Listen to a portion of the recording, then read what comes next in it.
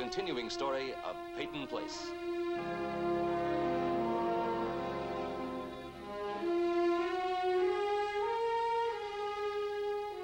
Starring Dorothy Malone as Constance Mackenzie, Ed Nelson as Michael Rossi, Ryan O'Neill as Rodney Harrington, Barbara Parkins as Betty Anderson, Tim O'Connor as Elliot Carson, Christopher Connolly as Norman Harrington, Patricia Morrow as Rita Harrington, James Douglas as Stephen Cord.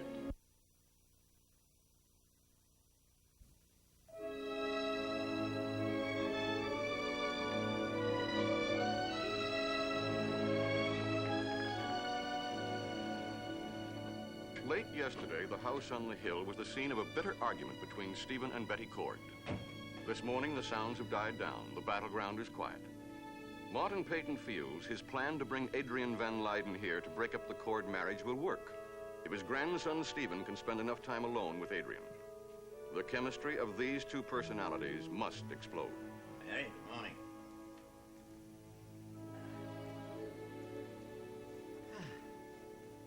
Mrs. Van Leyden leave an order for breakfast, Mary? Oh, I thought you knew, sir. She's already eaten.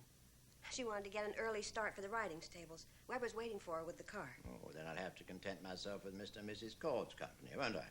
Well, I'm afraid they won't be joining you, Mr. Peyton. Hmm?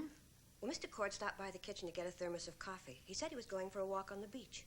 Seems to be in a remarkably sudden interest in outside exercise. Mrs. Cord going with him, I suppose? Oh, no, sir. I took her up her breakfast. She's in bed with a headache. What a pity. Will you have your breakfast now, sir? Shortly, Mary.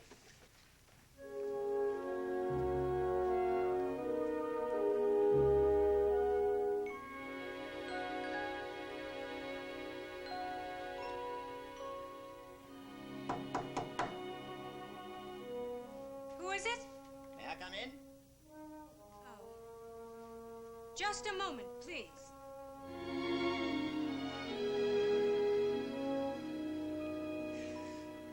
Come in. Yo.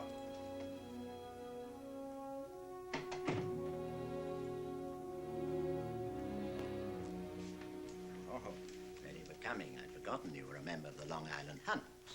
But of course. There's a shortage of foxes locally, but I can provide other quarry. Oh? Take the bridle path by the sea. Why? My grandson's gone for a walk on the beach. Don't you think that's a trifle obvious? This is the moment. Oh, Martin. If I show up down there, he's sure to see it's a setup. He's not a fool. I'd like you to do as I tell you. The timing's right. I see.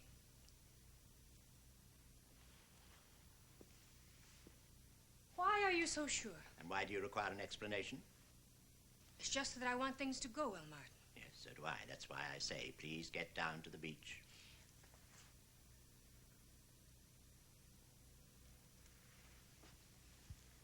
Where's Betty? Mrs. Cord's gone to bed with, quote, a headache. Oh. They've had a fight. You're enjoying the thought of the chase, aren't you? Promise of excitement, a hint of conquest. The bridle path by the sea. Yes, the trail runs along the bluff just over the beach. You have no difficulty finding him. And after I find him? Who am I to advise an expert? Good hunting.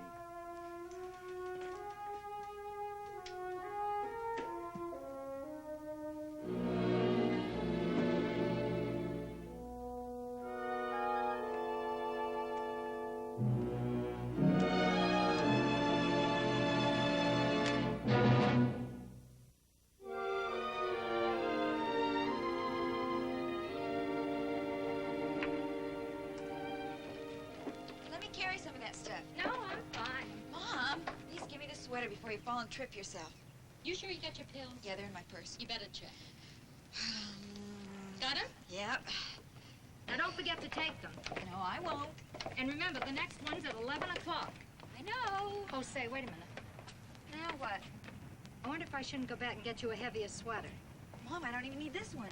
Now, there's always a little wind on the beach at noontime. I know Rodney's going to pick you up before then, but suppose he's late. Mom. don't mind me. It's important not to chill yourself. Yeah, or get overheated, or get my feet wet walking in the sand, or get tired, or get too much sun. Oh, you don't I don't what? you don't have any way to keep the sun off your head. No. All right. I'm just trying to think of everything. Yeah, well, what if I'm caught by a tidal wave or get a giant clam? You better have Rodney bring the clam rake just in case. Oh, you. You're such a kid still. I know. You figure you ought to be buying me doll clothes instead of maternity outfits. What is it my mother used to say?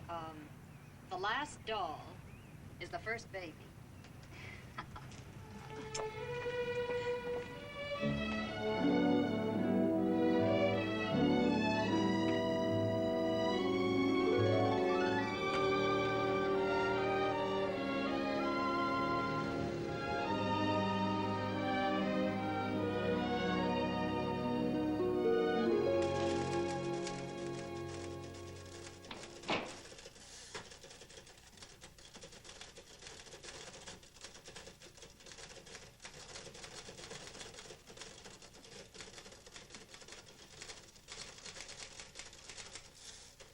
Son of a gun, Elliot, you look downright distinguished.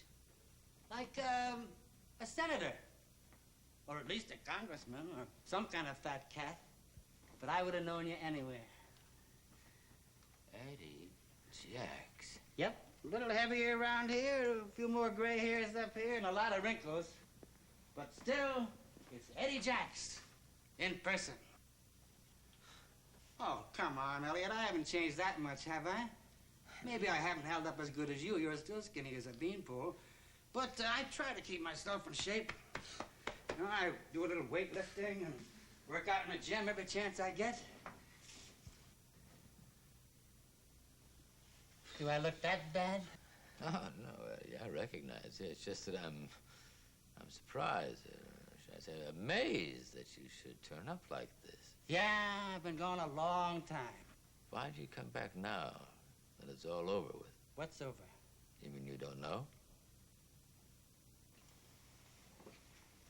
I'm sure you.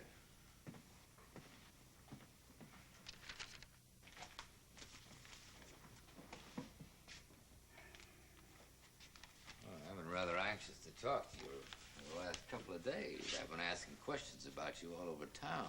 What's this got to do with me? See, I had this funny idea that some of Chandler's old tavern buddies might have helped him break out of this little jail we have over here. Perhaps I shouldn't call him Chandler. I suppose I should call him Jack Forrest. No matter what you call him, that guy was a loser all the way. Even 20 years ago when I knew him, he was a sorry excuse for a man. He was your friend? Now listen. You know how it is down at the tavern. Working back at a bar like that. Run into all kinds of people, even twisted types like Forrest. Only I don't think I'd go so far as to say that he was a friend of mine. Didn't make any difference now, anyway. Except for one thing, Elliot. I couldn't have helped you find him. I haven't seen him since I left. So, you come back, eh, Ed? Why? I thought you'd never ask. To be perfectly honest with you, I'm looking for a job. A job? That's right, Elliot. I'm gonna give you some business. I want to place an ad in your, what do you call it, your situations wanted column? Well, you act like maybe you don't believe me. And I don't blame you. A reputation has a habit of sticking to a guy no matter how hard he tries to shake it off. Eddie, you come back here to stay? Yeah, I'd like to give it a whirl if I can make a little loot. There I go. I got a lot to learn if I'm going to play it straight. What I mean is, I'll stay if I can find a job. You got any objections to running my ad? No. What kind of a job are you interested in, Eddie? Now, that's a good question. I was thinking along the lines of an executive job. Have you heard of any openings lately? No, not today yet.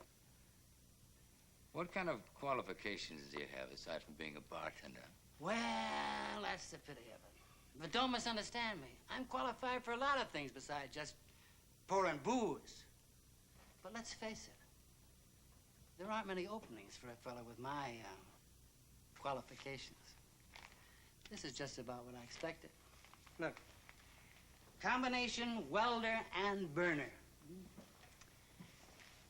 Heavy construction worker. Here's one, no experience necessary. Turkey processing plant. Turkeys.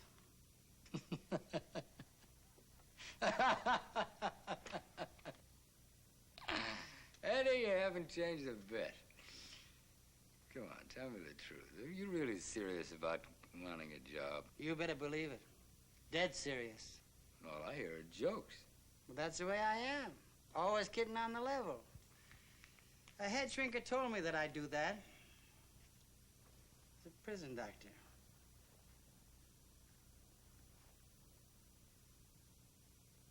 That's right. I was in prison. If I'm gonna play it square, there's no sense hiding the fact. It's gonna make it tougher, you know. I know. That's why I was putting on an act for you. Keep 'em laughing. Then maybe nobody will notice how beat up a guy is inside. How lonely. Let's see if there's something we can do about this ad. You must have done something, Eddie, before they put you in prison. Yeah, I did a lot of things. All the wrong things. A little wheeling and dealing and a lot of gambling. I played the ponies and hit it pretty. Hit it pretty good in Las Vegas a couple of times, too. But easy come, easy go. One thing led to another, and the deals became riskier and dirtier, and finally, I heard that key turning the lock.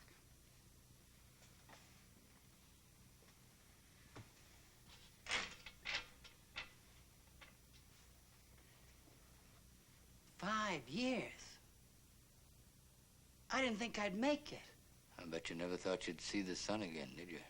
That's right. But I don't have to tell you about those gray walls, do I? How long was it? 18 years. I don't see how you ever made it. Well, to tell you the truth, Eddie, I don't think I did. Still have a lot of stuff churning around inside of me. But I'll tell you how I did it. I just forgot about the days and the nights, you know. I deliberately forgot about them. I began to think in terms of seasons, you know, winter, spring, summer, and fall.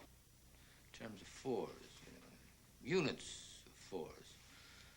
A heck of a lot better than thinking of 365 units. A lot better. Yeah, I know it was rough on you. But you weren't Eddie Jacks. Now, here was a guy who was used to being where the action is. The horses, the casinos, the night spots. Wherever there was a fast buck to be made, that's where you'd find him. Now, what does a guy like that do when he gets locked up? You gotta learn what to do with time. So, you start to think. And that's the worst part of it. Mostly, I think about the bets I missed. I guess you know that I've got a grown daughter. Oh, sure. Read it. Wonderful girl, eh? I walked out on them. Ada and my little girl. I just took a powder.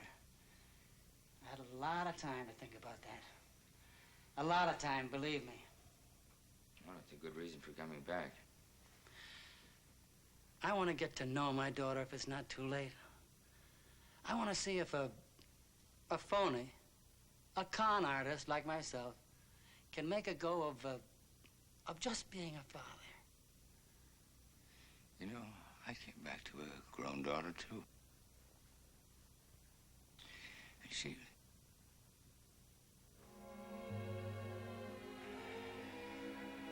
Let's get back to this ad of yours here, Eddie.